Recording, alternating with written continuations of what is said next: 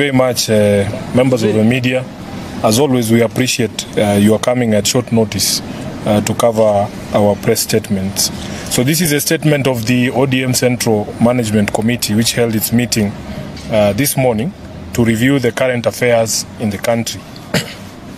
This meeting is taking place against a backdrop of continuing protests against the government across the country, the rejection of the Finance Bill 2024, the dismissal of the entire cabinet yesterday, and the offer by President William Ruto for consultation across different sectors and political formations with a view to forming, in his own words, a broad-based inclusive government that can assist in transforming Kenya. We stand ready to support the country come up with measures that can restore lasting peace and stability and address the long-standing issues like unemployment, the unending search for justice and equality, fighting corruption, negative ethnicity in our national life, instilling a tradition of meritocracy in appointment to public office, and ending the unfair and punitive economic and taxation policies. This conversation, in our view, must come ahead of other conversations on the structure of our national governance going forward. As a party, ODM has never shied away from stepping up and having difficult conversations whenever the destiny of our nation is at stake. Indeed, it is said that it is in times of crisis that leadership emerges. The emerging issues and the urgent need to address them is not about rescuing the Kenya Kwanza regime or indeed William Ruto. The nation is bigger than and distinct from any one of us. We see this as a chance to rescue our nation and pull it back from the precipice. We therefore welcome these developments in the hope that they will mark the beginning of honest and earnest efforts to address the myriad issues expressed by disappointed and angry youths and a huge segment of the Kenyan population. As a party, we shall not fear to engage with the country, and when we do, we shall not do that in fear. We believe in fighting injustice and dictatorship in all their manifestations because we believe every single member of the country has a right to hold opinions, to express those opinions, and to be heard. This entire crisis was precipitated by a failure to listen to each other. It cannot be resolved by that same attitude. There is no table that ODM will not go to if the destiny of our nation is the main agenda. ODM will also not object to the presence of any other person or group of people on that table, no matter how outrageously different their view of the world is from ours. In order for all of us to have this national conversation, we call on the government to take certain immediate steps to create the necessary environment for those talks. The decision to fire his cabinet was a good start in our view, but the feeling across the country is that there still exists an atmosphere of fear that makes it impossible for people to speak freely. Ruto must immediately fire the Inspector General of Police, the Nairobi Police Commander, and apprehend all police officers implicated in the murders of the over 200 innocent Kenyans in peaceful protests since last year.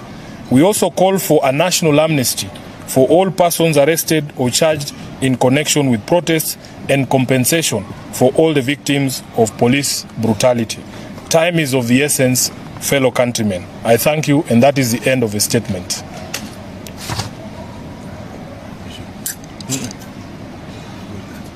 My brothers from NTV, you will force me to do this again? No, they will take it. They will take it from here.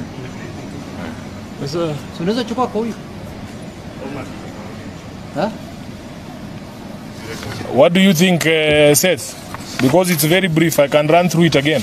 Are you Seth? But I'm not going to start if any other person comes in. I'll only extend this to my friends from NTV. Okay.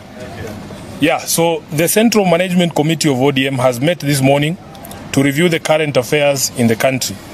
This meeting took place against a backdrop of continuing protests against the government across the country, the rejection of the Finance Bill 2024, the dismissal of the entire cabinet yesterday, and the offer by President William Ruto for consultations across different sectors and political formations with a view to forming, in his own words, a broad-based inclusive government that can assist in transforming Kenya. we stand ready to support the country come up with measures that can restore lasting peace and stability and address the long-standing issues like unemployment, the unending search for justice and equality, fighting corruption, negative ethnicity in our national life, instilling a tradition for meritocracy in appointment to public office, and ending the unfair and punitive economic and taxation policies. This conversation, in our view, must come ahead of other conversations on the structure of our governance going forward.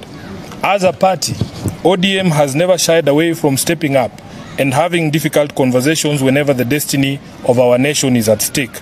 Indeed, it is said that it is in times of crisis that leadership emerges. The emerging issues and urgent need to address them is not about rescuing Kenya Kwanza regime or indeed Ruto himself.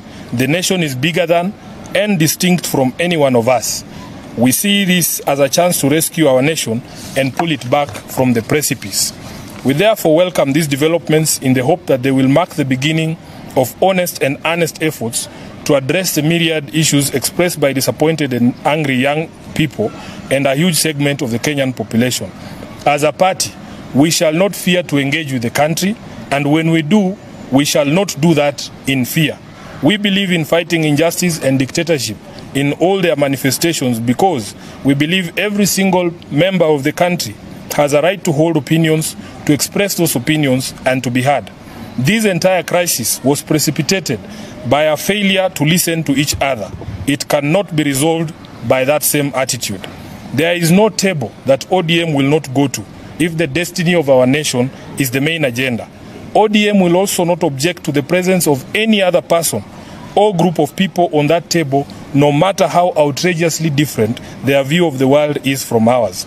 In order for us to have this important national conversation, we call on government to take certain immediate steps that we believe will create the necessary environment for those talks.